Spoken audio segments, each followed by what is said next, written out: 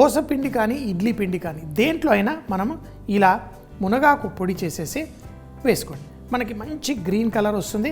మనకి కళ్ళకి విందు, మన ఆరోగ్యానికి కూడా సూపర్.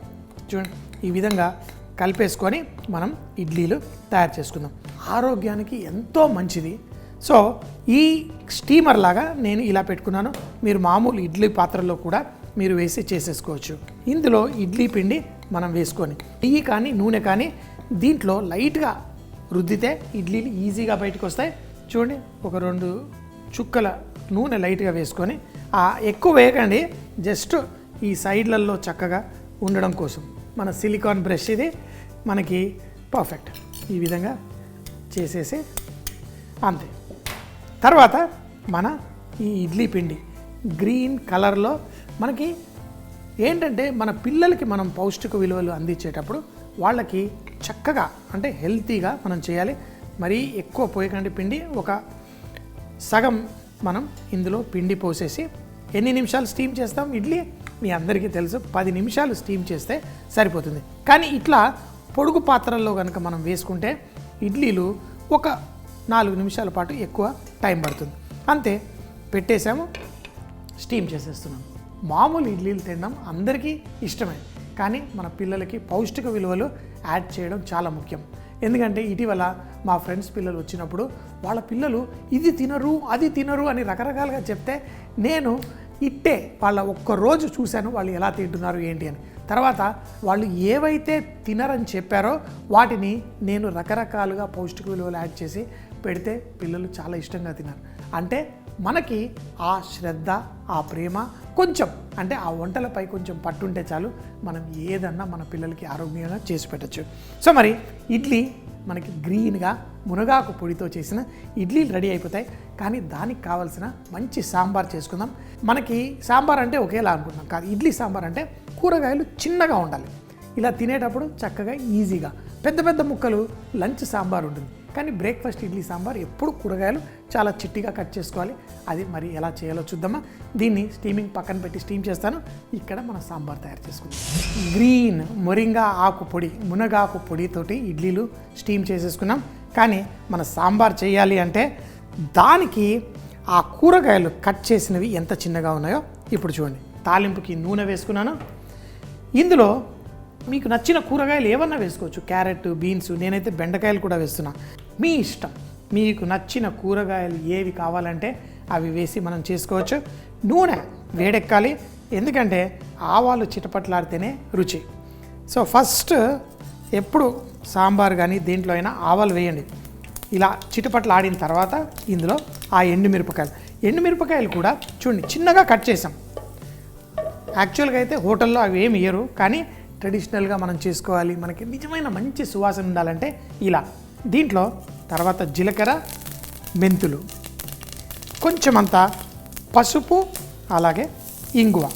అయితే ఇంగువ, ఈ పసుపు ఫ్లేవరే యాడ్ చేయడం కాదు, మన ఆరోగ్యానికి ఎంతో మేలు చేస్తుంది. దీంట్లో కరివేపాకు వేసి ఇంకా మాడకుండా మనం ఉల్లిపాయలు వేసేసుకొని లైట్గా ఇలా వేయించుకుందాం. ఉల్లిపాయలు ఎక్కువగా వేగాల్సిన అవసరం ఏం లేదు. మనకి హోటల్లో అన్ని పేస్ట్ చేసేసి వేసేస్తారు సాంబార్ ఇడ్లీ అంటే. కొంచెం పప్పు వేసి బోళ్ళని నీళ్లు పోసి మసాలా వేసేస్తే రెడీ అవుతుంది.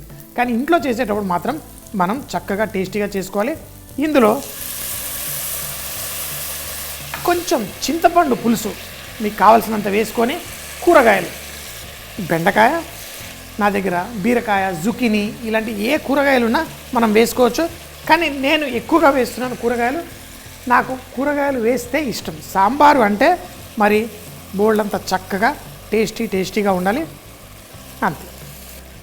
చింతపండు పులుసులో లైట్గా కుక్ అవుతూ దీంట్లో మనం ఉప్పు కూడా వేసుకుందాం. ఉప్పు, తర్వాత టమాటాలు ఇవన్నీ వేసి దీన్ని బాయిల్ అవ్వనిద్దాం.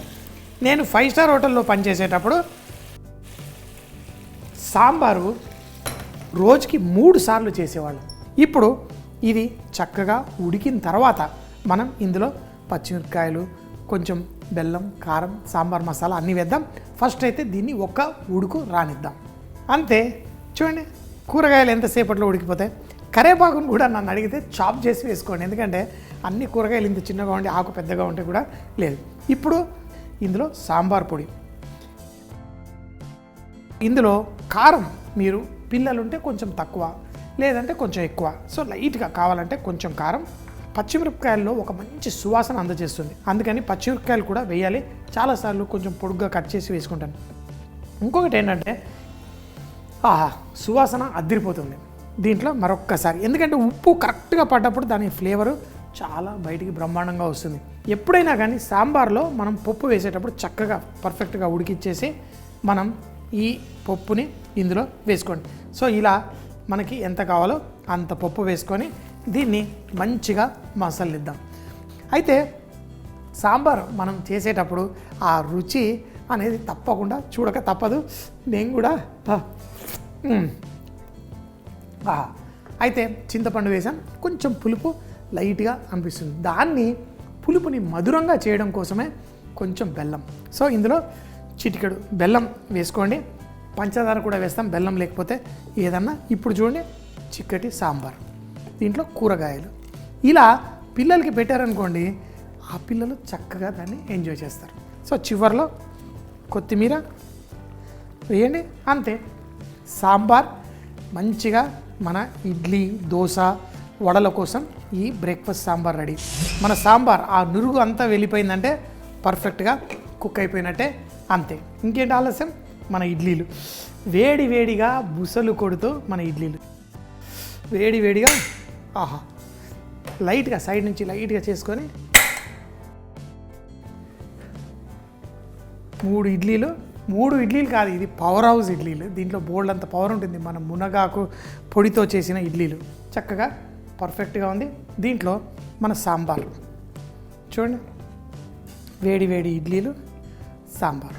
ఇలా సాంబార్ సైడ్ నుంచి పోసేసి పీల్చేసుకుంటాయి. నాకు ఇష్టం అంటే ఇప్పుడు ఆ ఇడ్లీలని మరింత గొప్పగా మనం చేసుకోవచ్చు.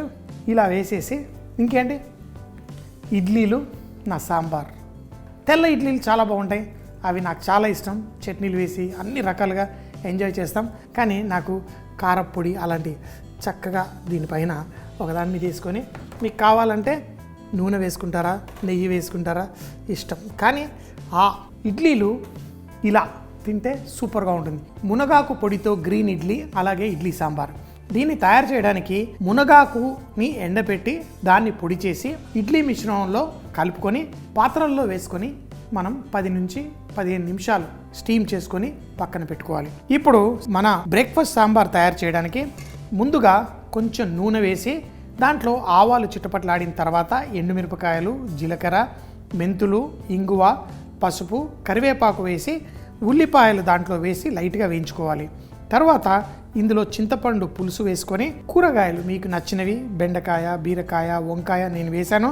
మీకు నచ్చిన కూరగాయలు చిన్న చిన్నగా కట్ చేసి దీంట్లో వేసి టమాటాలతో పాటు కొంచెం ఉప్పు వేసి కుక్ చేసుకోవాలి. బాయిల్ అవుతున్నప్పుడు సాంబార్ పొడి, కారప్పొడి, పచ్చిమిరపకాయలు వేసి కుక్ అయిన తర్వాత మనం ముందుగానే ఉడికించుకున్న కందిపప్పుని వేసి ఉడుకుతున్నప్పుడు చివరిగా కొంచెం బెల్లం వేసి టేస్ట్ అడ్జస్ట్ చేసుకోవాలి. అలాగే కొత్తిమీర, ఉప్పు కూడా అడ్జస్ట్ చేసుకున్న తర్వాత ఈ ఇడ్లీకి చేసే సాంబార్తో తింటే చాలా రుచిగా ఉంటుంది, ఆరోగ్యానికి కూడా చాలా మంచిది.